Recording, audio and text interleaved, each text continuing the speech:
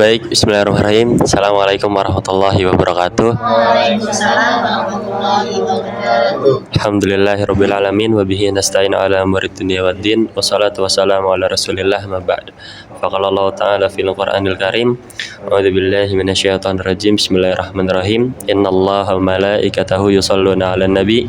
Ya ayyuhalladzina amanu shallu 'alaihi wa sallimu taslima. Yang terhormat kepada Ibu Aan selaku salah satu pengurus atau tenaga pendidik atau mengajar di Rumah Tahfiz Albina, dan alhamdulillah kepada teman-teman juga yang turut ikut andil dalam observasi pada Rumah Tahfiz Albina ini. Lalu selanjutnya ada beberapa pertanyaan yang kami sampaikan kepada Ibu Aan. Itu pertanyaannya sudah ada di depan. Langsung dari pertanyaan pertama. Bismillahirrahmanirrahim. Assalamualaikum warahmatullahi wabarakatuh. Waalaikumsalam warahmatullahi wabarakatuh.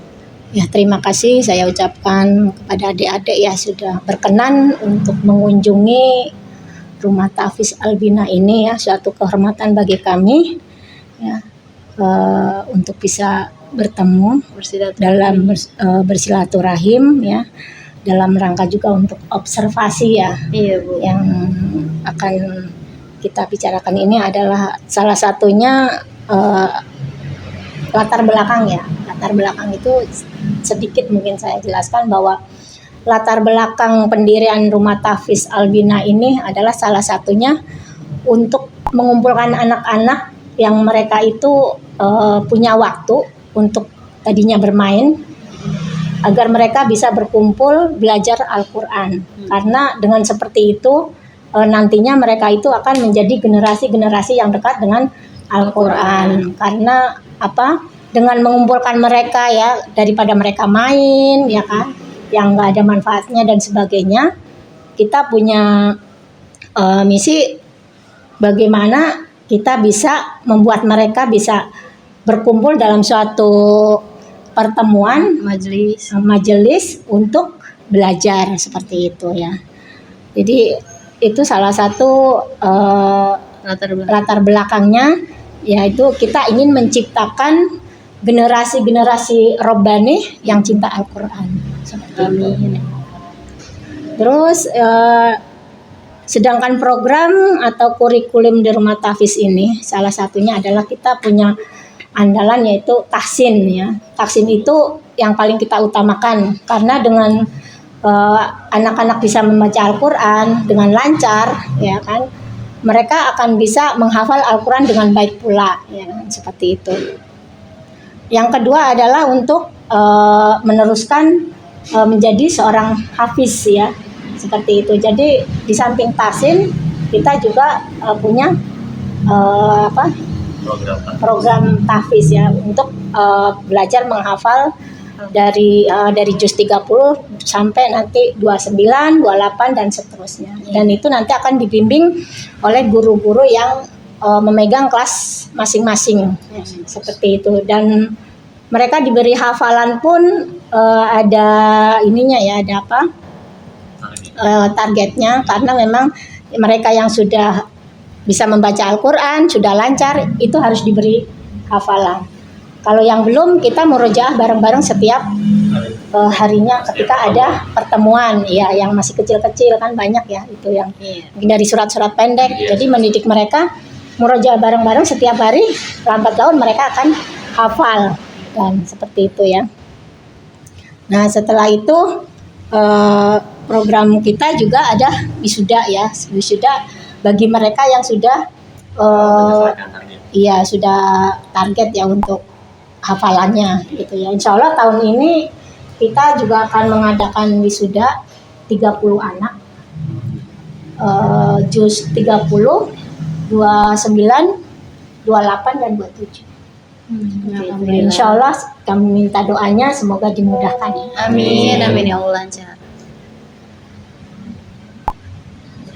Sedangkan yang menjadi target dari program Rumah Tahfiz ini adalah kita adalah sebagai pembina Rumah Tahfiz itu ingin membentuk mereka menjadi pribadi-pribadi yang lebih baik ya, pribadi yang mereka di era digital ini, para remaja itu bisa menjadi generasi yang benar-benar akhlaknya yang baik, akhlak yang baik, akhlakul karimah. Karena kita tahu sendiri ya, di era digital ini mereka itu sudah kozul fikrinya itu sudah masya Allah gitu ya. Kalau kita ini mereka udah rusak semua, dan hanya orang tua yang mungkin dekat dengan mereka yang bisa mengarahkan kepada mereka dekat dengan Al-Quran ya, seperti itu. Terus yang menjadi hambatan untuk merasakan program ini adalah mungkin salah satunya adalah kita kekurangan guru ya, kekurangan guru, dan kita untuk menyeleksinya juga agak sulit karena memang kita ketika menerima guru, kalau dulu merekrut guru itu asal silakan bisa baca Al-Quran masuk gitu.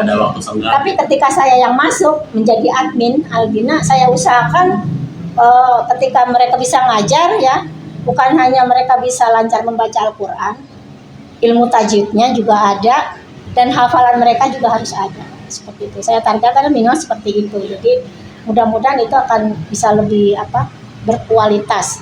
Dan ketika mereka nggak punya hafalan pun mereka harus bisa berpacu, harus bisa belajar untuk bisa seperti itu, karena kita memegang anak-anak yang untuk tahfiz itu ya. Kalau kita guru tidak mempunyai ilmu untuk itu, lantas bagaimana dengan anak-anaknya ya kan, seperti itu. Jadi kita kata itu seorang guru itu harus lebih tinggi ininya di atas anak murid-muridnya. Jadi ketika kita mempunyai ilmu ya harus kita aplikasikan gitu kan, kita iya seperti itu ya. Mungkin itu saja ya Kak ya yang bisa saya sampaikan. Baik, sedikit pertanyaan untuk Ibu Aan. Ada kendala apa saja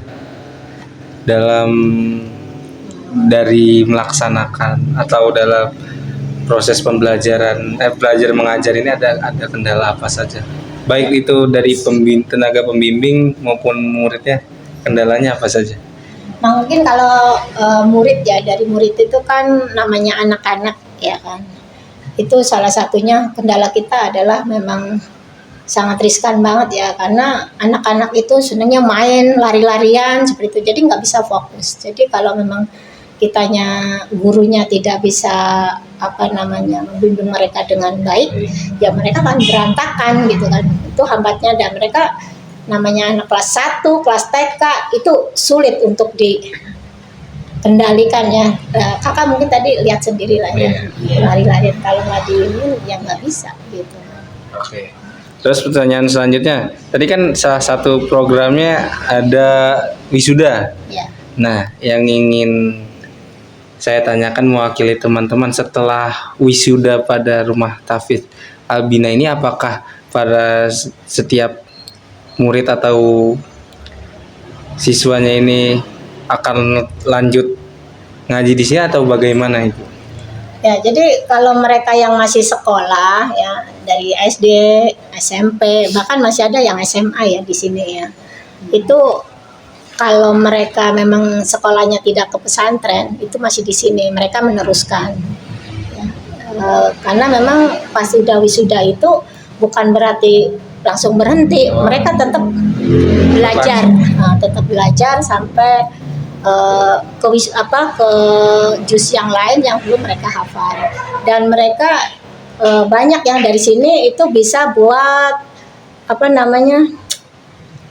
kalau masuk, misalkan mau masuk MAN, MTS, itu bisa pakai sertifikat prestasi ya, jalur prestasi. Bisa lewat jalur prestasi. Alhamdulillah Albina itu sudah diakui gitu ya. Dan beberapa anak itu udah bisa masuk ke sana dengan jalur prestasi. Iya betul. Yang kemarin yang MAN 5 juz mereka ya. Terus yang MTS juga sudah bisa alhamdulillah gitu. Jadi mereka banyak yang masuk ke sini itu karena mereka satu ingin memasukkan anaknya ke pesantren, ya kan? Makanya kenapa dimasukkan ke rumah tahfiz, karena mereka itu minimal harus bisa lancar baca Al-Quran, ya kan, dan hafalannya kalau ke pesantren itu kan seperti itu. Yaitu yang ke pesantren. Keduanya mereka memang